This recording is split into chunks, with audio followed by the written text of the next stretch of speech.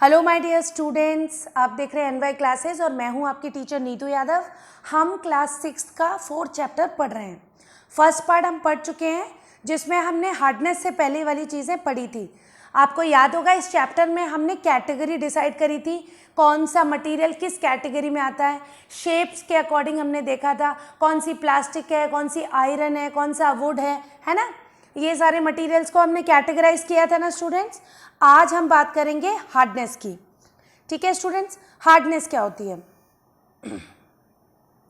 देखिए हार्डनेस क्या होता है, किसी चीज़ को टफनेस पता करना, कोई चीज़ कितनी टफ है ना। तो देखिए व्हेन यू पढ़ लेती हूँ मैं, आप देखेंगे लाइन बाय लाइन हम पढ़ेंगे।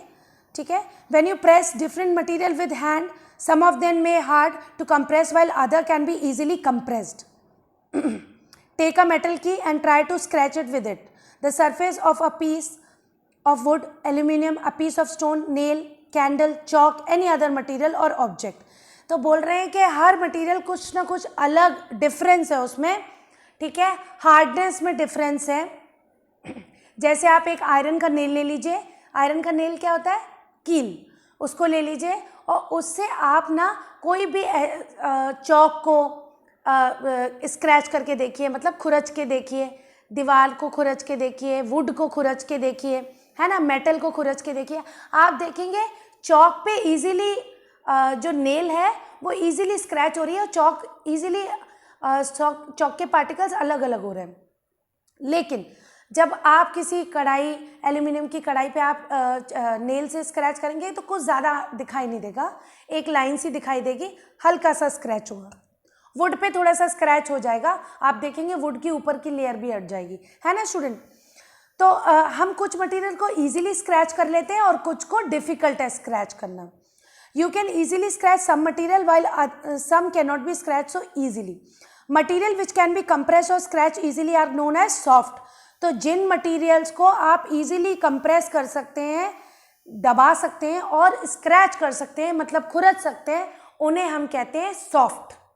ओके स्टूडेंट्स, और जिन मटेरियल को हम इजीली कंप्रेस नहीं कर सकते उन मटेरियल्स को कहते हैं हार्ड। ओके स्टूडेंट्स, देखिए नीचे एग्जांपल दिया है। For example cotton sponge is soft while iron is hard. तो कॉटन और स्पॉन्ज आपको पता ही है, जो गद्दा होता है हमारा ये क्या है? स्पॉन्ज ही है। ये आसानी से दब जाता है, आप बैठते हैं ना गद्दे पे वो पिचक जाता है, फिर आप उठते हैं तो वो दोबारा अपनी शेप में आ जाता है ना स्टूडेंट। तो ये सॉफ्ट है। और हार्ड क्या है? आयरन हार्ड है। अपने घर में जो बर्तन है वो हार्ड है। ऐसा नहीं कि आप बर्तनों को मोड़ेंगे तो वो उसी शेप के बन जाएंगे जैसा आपने मोड़ा है, मुश्किल है ना स्टूडेंट्स। फिर देखिए आगे क्या लिखा है। In appearance material can have different properties like lustre, hardness, be rough और स्मूथ। बोल रहे हैं मटेरियल इसके अलावा अपीयरेंस में, मतलब देखने में भी अलग अलग होते हैं। जैसे कि कुछ मटेरियल लश्यरस होते हैं, मतलब देखने में बहुत सुंदर चमकदार। धूप में रख दीजिए आप आयरन की कोई चीज़ को या कुछ को, तो वो आपको आपकी आंखों में रिफ्लेक्ट करेगा, वो चमकेगा। हार्डनेस, हार्ड होते हैं मटेरियल, सॉफ्ट होते हैं। फिर रफ और स्मूथ, अगर हम किसी पे हैंड घुमा के देखें तो कुछ मटेरियल बहुत रफ दिखाई देते हैं, उनकी जो सरफेस होती है वो ऊपर नीचे होती है, तो रफ लगता है, हमें ऐसा लगता है हाथ फिरा रहे हैं तो रफ फील हो रहा है। लेकिन कुछ बहुत स्मूथ होते हैं, है ना, बहुत सॉफ्ट से दिखते हैं। Can you think of other property that describe the appearance of the material? तो बहुत सारी प्रॉपर्टीज़ हैं जो अपीयरेंस डिसाइड करती हैं कि किस तरीके का मटेरियल है। अब देखिए आगे लिखा है सॉल्युबल और इनसॉल्युबल। सॉल्युबल माने बच्चों क्या होता है? जो घुल जाए, है ना, जो डिजोल्व हो जाए पानी में, जो घुल जाए। ठीक है, पानी में या किसी भी मटेरियल में कोई चीज़ जब घुल जाती है तो उसे सॉल्युबल कहते हैं, और अगर कोई चीज़ नहीं घुलती है उसे इनसॉल्युबल कहते हैं। जैसे नमक पानी में घुल जाता है तो वो क्या हुआ बच्चों? सॉल्युबल। और जैसे कि मिट्टी या फिर रेत पानी में नहीं घुलता है, रेत जो होता है सैंड पानी में नहीं घुलती है, तो बताइए वो क्या हुआ बच्चों? इनसॉल्युबल। सॉल्युबल क्या हुआ? सॉल्ट। नमक सॉल्युबल हुआ, वो आसानी से पानी में घुल जाता है। सैंड क्या पानी में घुलती है? नहीं, वो नीचे दिखाई देगी, आपको दिखेगा ग्लास में सैंड है, तो वो इनसॉल्युबल है ना students. Collect sample of some solid substance such as sugar, salt, chalk powder, sand and sawdust. Take 5 glasses. ये 5 चीज़ें ले ली आपने, कौन कौन सी? शुगर ले लिया, सॉल्ट ले लिया, चॉक पाउडर ले लिया, सॉ डस्ट, ठीक है, मिट्टी जो बाहर मिलती है, ठीक है, इनको ये 5 ग्लासेस ले लिए साथ में, और इनको अब क्या करना है हमें? इनको अब हमें पानी में घोलना होगा, जाहिर सी बात है ना। तो 5 बीकर्स ले लिए, fill each one of them 2/3 of with water, add a small amount of spoonful of sugar in first glass. पहले ग्लास में शुगर मिला दीजिए, दूसरे ग्लास में सॉल्ट मिला दीजिए। तो हम 5 ग्लास ले लेते हैं स्टूडेंट्स। ये देखिए मैं बना लेती हूँ, 1 2 3 4 5। So we have taken 5 glasses. इसमें हमने क्या मिला दिया? इसमें हमने शुगर मिला दिया पानी में। इसमें हमने क्या मिला दिया? इसमें हमने सॉल्ट मिला दिया। ओके,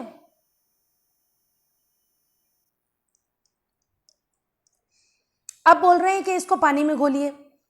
इसको पानी में 1 चम्मच हमने ये मिला दिया, अब इसको पानी में अच्छे से घोल लीजिए। क्या देखेंगे आप? शुगर पानी में डिसॉल्व हो जाएगी, बिल्कुल घुल जाएगी, आपको दिखाई ही नहीं देगी पानी में, है ना स्टूडेंट्स। तो देखा, स्टायर द कंटेंट, स्टायर माने होता है घुमाना, of each of them with spoon, wait for a few minute, observe what happened to the substance added to water, note your observation as shown in table 4.3। तो ये table भरनी नीचे दी है। तो इस तरीके से देखिए, हमने 5 कंटेनर ले लिए, एक में हमने शुगर डाला, एक में सॉल्ट, एक में चॉक पाउडर, एक में मिट्टी डाली, सॉ डस्ट डाली। उसके बाद आप देखेंगे क्या क्या होगा। जब हम सॉल्ट डालेंगे तो बताइए वो पानी में गायब हो जाएगी ना?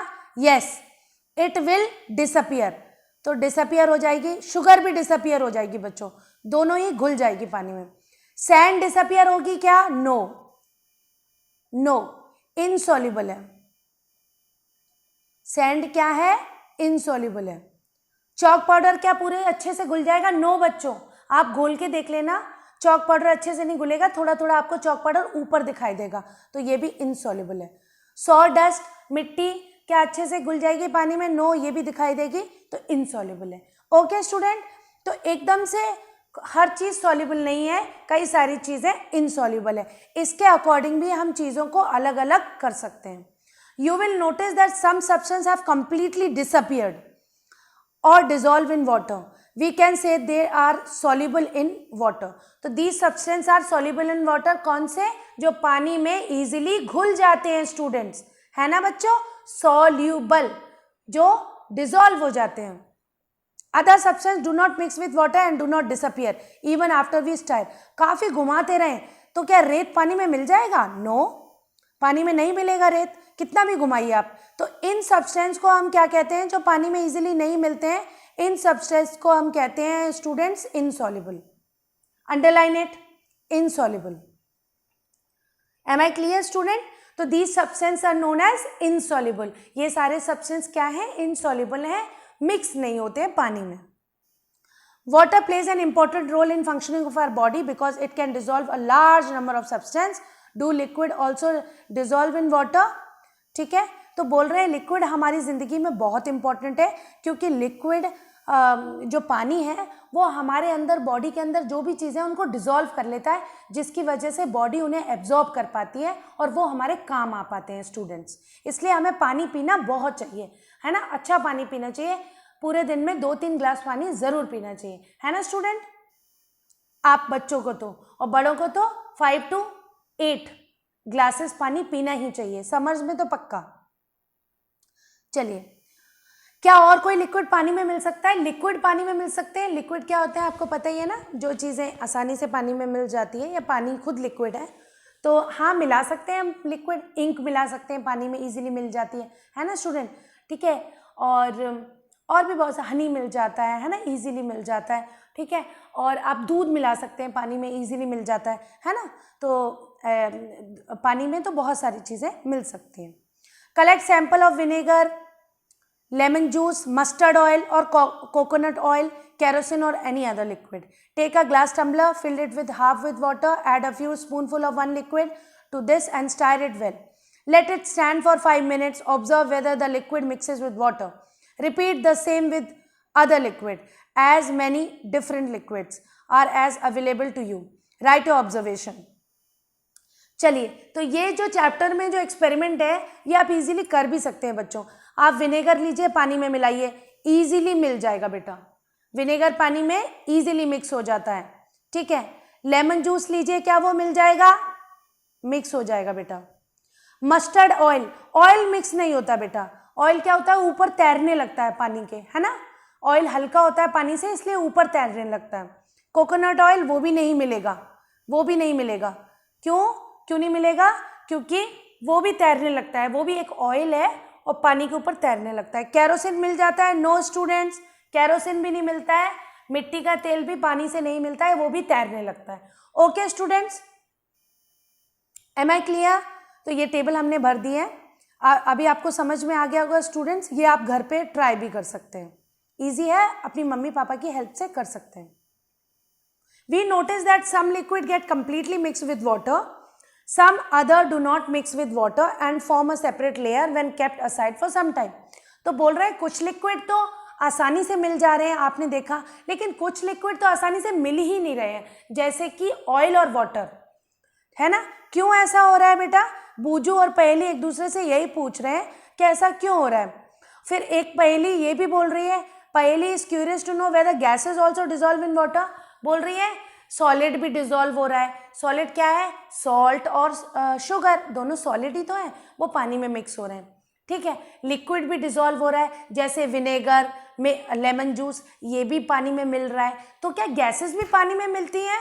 पहली पूछ रही है। तो यस बेटा, आंसर इज यस, हवा भी पानी में मिल सकती है। अगर हवा पानी में नहीं मिलेगी तो मछलियां कैसे जिंदा रहेंगी बच्चों, है ना।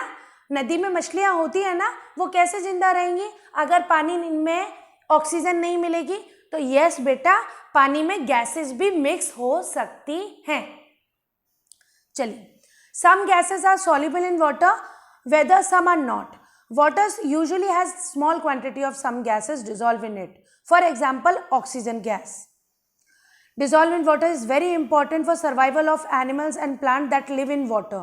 देखिए लिख भी दिया इन्होंने, वही बात जो मैं आपको बता रही हूँ। ऑक्सीजन गैस जो पानी में रहने वाले ऑर्गेनिज्म हैं, यानी कि प्लांट हैं, एनिमल हैं, जो पानी में लगते हैं और पानी में रहते हैं, उनको हमें ऑक्सीजन कहाँ से मिलेगी? उन्हें पानी से मिलेगी। और पानी में ऑक्सीजन कहाँ से आई? वो डिजॉल्व हो जाती है, बाहर ऊपर की ऑक्सीजन हवा में जो होती है वो मिक्स हो जाती है पानी से।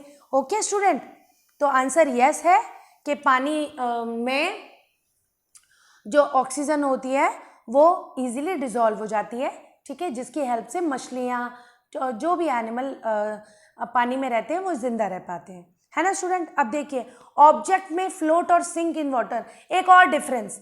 ऑब्जेक्ट को हम भारी तैरने और बिना तैरने वाले ऑब्जेक्ट में भी डिवाइड कर सकते हैं। कुछ ऑब्जेक्ट आपने देखा है पानी में फेंकते हैं वो तैरने लगते हैं, जैसे लकड़ी, पेपर। आप पेपर की बोट बना के बरसातों में खेलते हैं ना स्टूडेंट्स, है ना, बोट बनाते हैं, फिर वो पानी में तैरती रहती है ना।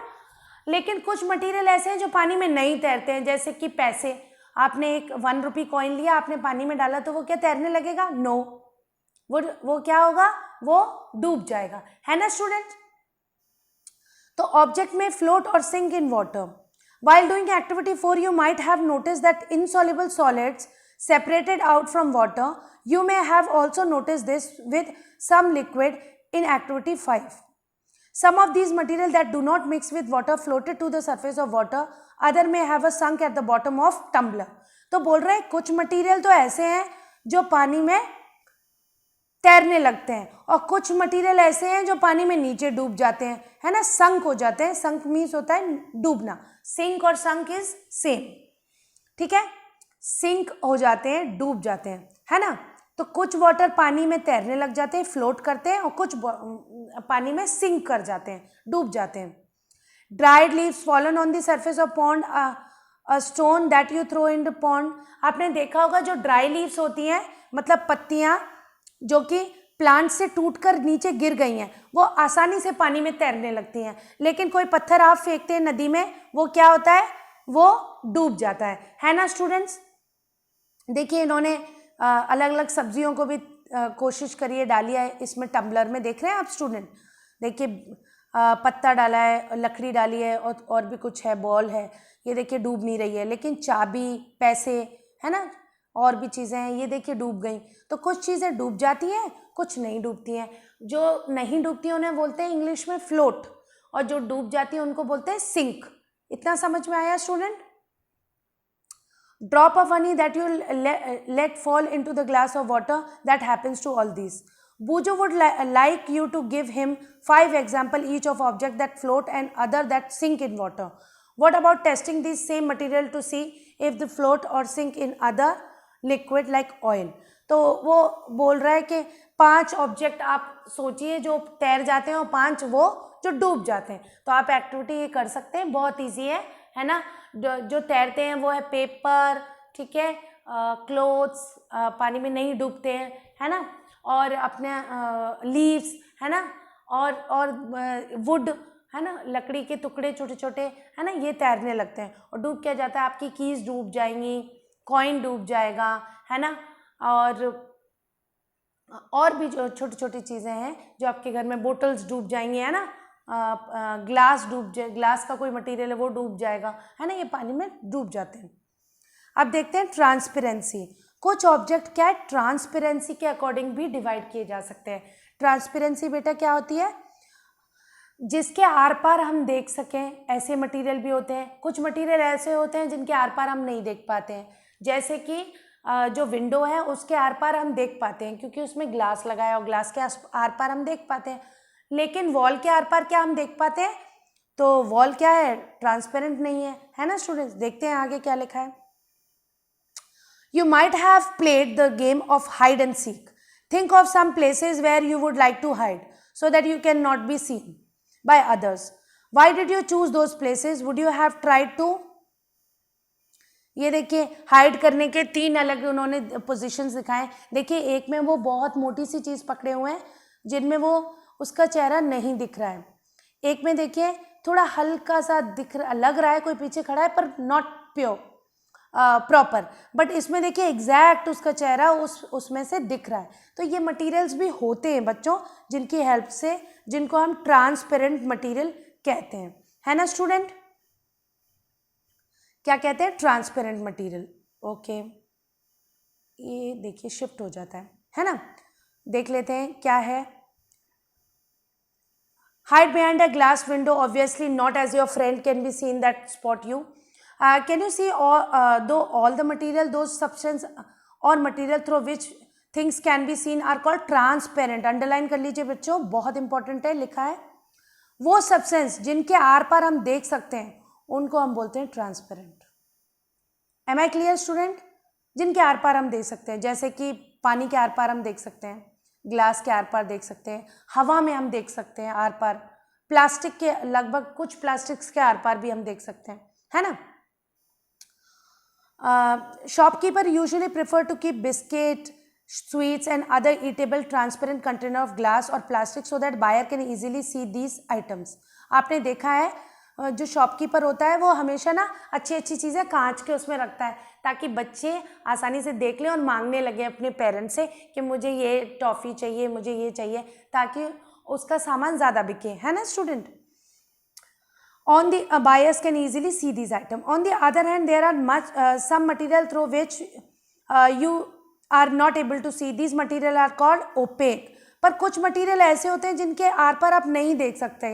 उन मटेरियल्स को हम क्या कहते हैं स्टूडेंट्स? उनको हम कहते हैं ओपेक, एकदम ओपेक, आपको बिल्कुल नहीं दिखेगा।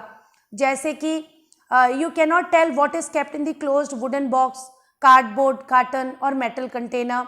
Would, cardboard and metal are the example of opaque material, है ना। तो कुछ मटीरियल ऐसे हैं जिनके आर पार हम देख ही नहीं सकते हैं स्टूडेंट्स, वो है अपने क्या क्या है बेटा, मेटल की कोई चीज़ है, जैसे स्टील के बर्तन में कुछ रखा है, बंद है अगर वो, तो आप देखकर नहीं बता सकते। वुड में, वुड के आर पार, है ना, कोई भी कार्डबोर्ड के आर पार, ये सारे क्या हैं, ओपेक मटीरियल हैं।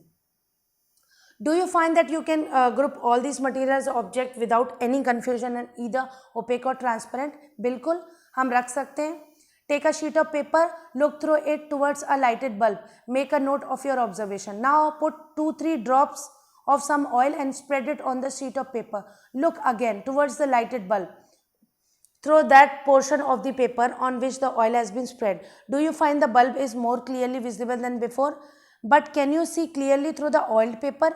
Is everything on the other side is visible? Perhaps not. The material through which object can be seen but not clearly is known as translucent. अच्छा, ये एक एक्टिविटी उन्होंने बोला, एक पेपर ले लीजिए, उसके आर पार देखिए, आपको कुछ नहीं दिखेगा। उसके बाद थोड़ा सा ऑयल डाल दीजिए पेपर पे, उसके बाद थोड़ी देर बाद आप उसको उसके आर पार देखने की कोशिश करिए, तो बल्ब आपको ज़्यादा चमकता हुआ दिखेगा, पर आपको एग्जैक्ट नहीं दिखेगा कि बल्ब कैसा है, लेकिन लाइट ज़्यादा अच्छी आती हुई दिखेगी। तो ऐसे मटेरियल जिसमें से क्लियरली तो नहीं दिखता है, लेकिन अंदाज क्लियरली नहीं दिखता है, बट कुछ तो दिखाई देता है, हल्का सा समझ में आता है कि कुछ ऑब्जेक्ट पीछे है, ऐसे ऑब्जेक्ट्स, ऐसे सब्सटेंस को हम बोलते हैं ट्रांसल्यूसेंट, है ना स्टूडेंट्स, ट्रांसल्यूसेंट। जैसे अपने घरों में कई जगह ऐसी भी खिड़कियां लगी होती हैं जिनसे बाहर की रोशनी तो आती है, धूप तो आती है, लेकिन दिखता नहीं है आर पार कि बाहर क्या है या अंदर क्या है घर के, है ना। ऐसे शीशे भी लगवाते हैं हम लोग। Remember the oily patch on the paper when we tested food item from the presence of fat, that was translucent too. Can you think of some more example of translucent material? बहुत सारे examples हैं बच्चों, अभी हम देखेंगे। We can therefore group material as opaque, transparent, translucent. Payali suggests covering the glass of a torch with your palm at the dark place. Switch on the torch and observe the other side of the palm. She want to know. ठीक है, तो वो पहेली कह रही है कि एक ग्लास टॉर्च है, उसका ऊपर से ग्लास ढक लीजिए। ये देखिए, ये इस बच्चे ने ढक के दिखाया है, ठीक है। आप भी ढक के देखिए, तो आप देखेंगे आपके हाथ के आर पार थोड़ी सी लाइट निकलती हुई दिखेगी स्टूडेंट्स। ये आपने किया भी होगा, ये बहुत मज़ेदार है बच्चों, आप करके देख सकते हैं। घर में टॉर्च ले लीजिए और थोड़ा अंधेरे से कमरे में जाइए, उसके बाद आप हाथ रख लीजिए अपना टॉर्च के ऊपर, आप देखेंगे कि थोड़ी थोड़ी लाइट आ रही है, तो हमारा हाथ किस तरीके वर्क कर रहा है, ट्रांसलूसेंट वर्क कर रहा है ना स्टूडेंट्स। चलिए,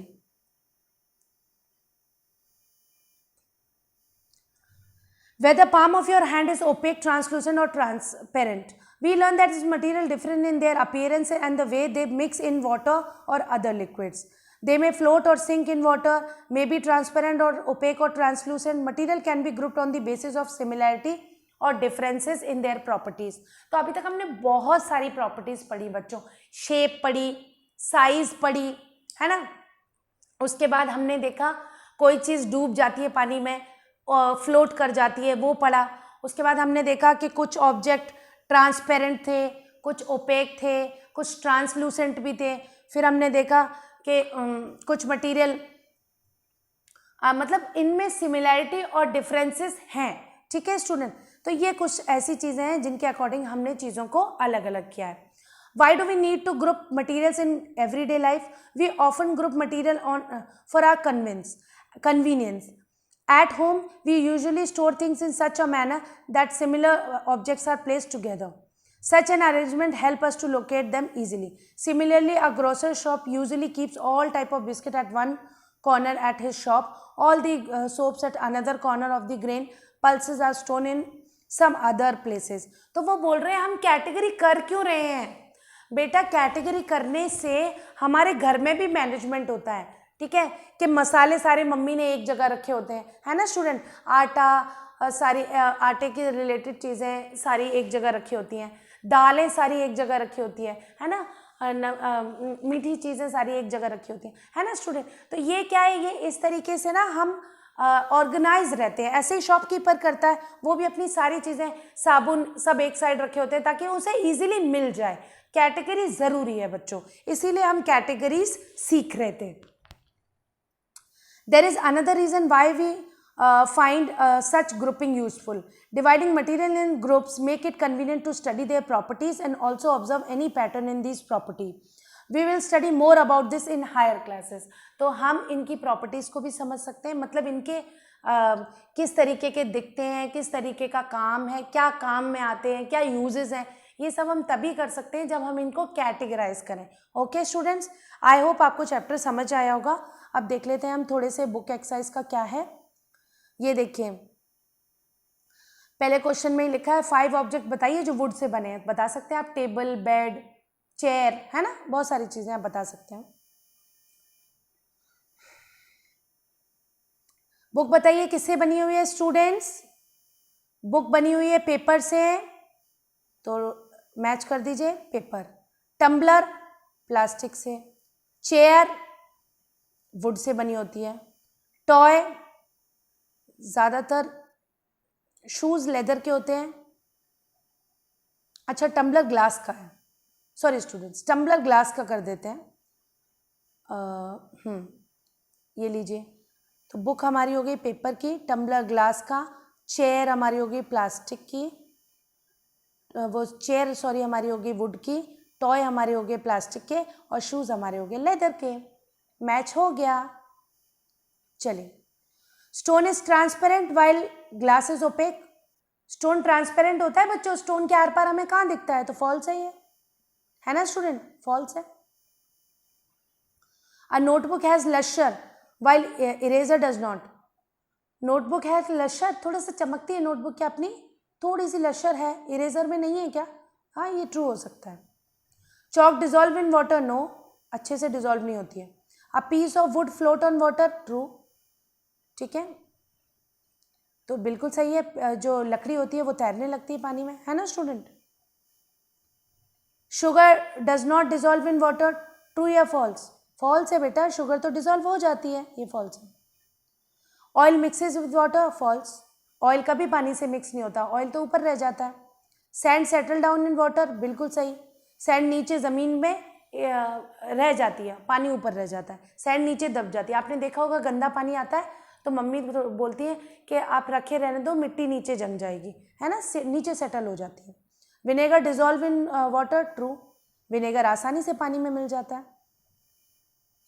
कुछ मटेरियल्स के नाम है, आपको बताना है कौन सा राउंड शेप का है और कौन सा ईटेबल है, नॉन ईटेबल है, ठीक है। Other shapes, water other shapes का है, बॉल राउंड है, बास्केटबॉल, ऑरेंज ऑलमोस्ट राउंड है, ईटेबल है, ईटेबल में डाल सकते हैं हम ऑरेंज को, शुगर ईटेबल है, ग्लोब नॉन ईटेबल है प्लस राउंड है, एप्पल ईटेबल है प्लस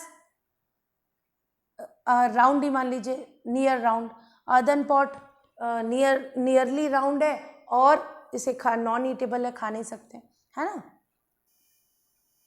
अब इसमें से ऑड वन आपको बताना है, चेयर, बेड, टेबल, बेबी और कपबोर्ड। तो बेबी अलग है, बेबी इंसान है, बाकी सब नॉन लिविंग है। रोज, जैस्मिन, बोट, मैरीगोल्ड, लोटस, सारे फ्लावर्स हैं, बोट फ्लावर नहीं है। Aluminium, iron, copper, silver, sand, सब मेटल्स हैं, ये सारी मेटल्स हैं बच्चों, हार्ड होती हैं, सैंड डिफरेंट होता है। Sugar, salt, sand, copper sulphate, sugar, sand, salt, ये सारी चीज़ें नहीं, इसमें सैंड अलग है बेटा, बाकी सब मिक्स हो जाती है पानी में। ओके स्टूडेंट्स, चलिए आज के लिए इतना ही स्टूडेंट्स, चैप्टर आपका फिनिश हो गया है। कोई भी दिक्कत आती है आप मुझसे पूछ सकते हैं। सब्सक्राइब करिए चैनल को, लाइक करिए, कमेंट करिए और मिलते हैं नेक्स्ट वीडियो में। Okay students.